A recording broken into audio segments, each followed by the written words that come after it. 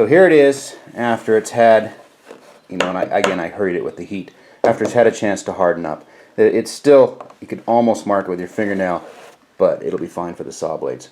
The jig rides and slides, which are just boards clamped to the edge of my table saw. This will flip over, and a pin drops down through that point there into here, holding it in one position. We then run the blades up, spin till it stops cutting, move it slightly, spin, move it slightly, spin. So what I'm going to do very, very first is I'm going to center this over my saw blades, and I'll use a pin to mark the point of center. That way I know where the center of the piece is, and then you just march yourself on forward.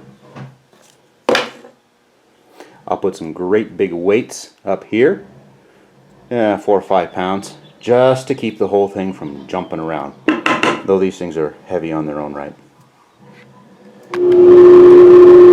I'll turn the saw on, run the blades up till I can hear them hit, spin it in a circle, move it slightly, spin it in a circle, move it slightly, spin it in a circle, so on and so forth, all the way around. The green tape was added so that I know precisely how far I have to go to go all the way around. You ready, Buster? Make all the noise you want.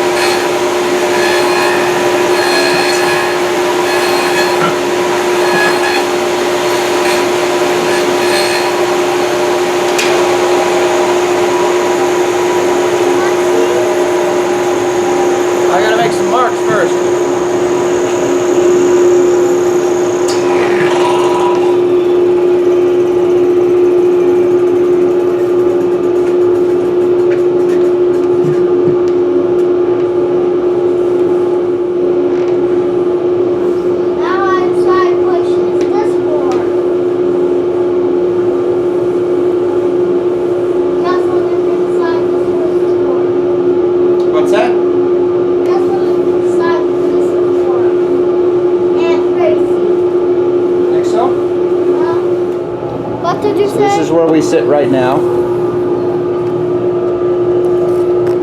So I've worked my way out pretty close. The blade's eating quite a bit of wood as it goes around these corners, but they're not hot. Though I am seeing a little bit of burning down in the bottom.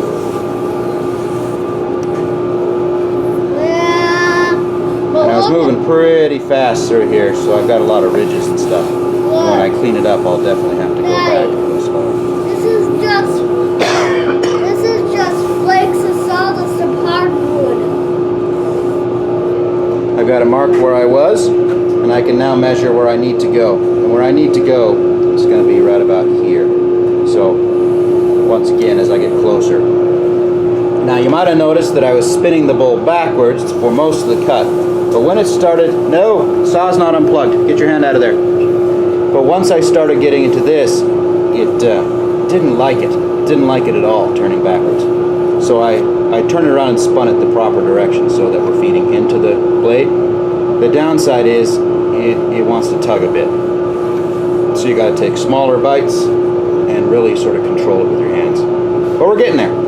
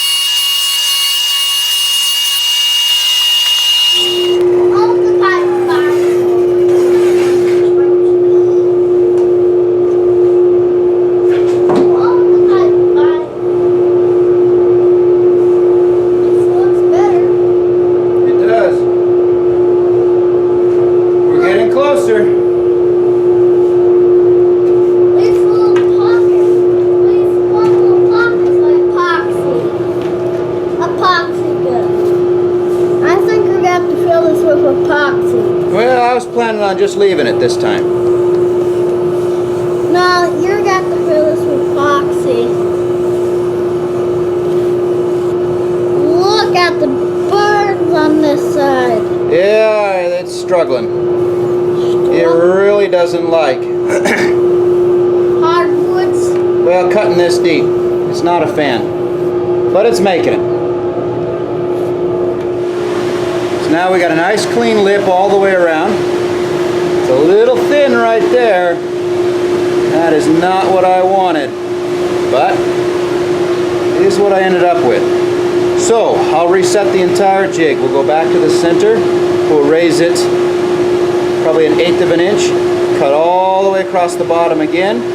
Maybe raise it another 1/8 of an inch. Cut all the way across the bottom. And this time we'll just run a whisper fine pass all the way around the outside edge so that we clean this up as much as possible without taking as much. Basically, I should have checked it 2 scoops earlier. I went just a little too far. It happens.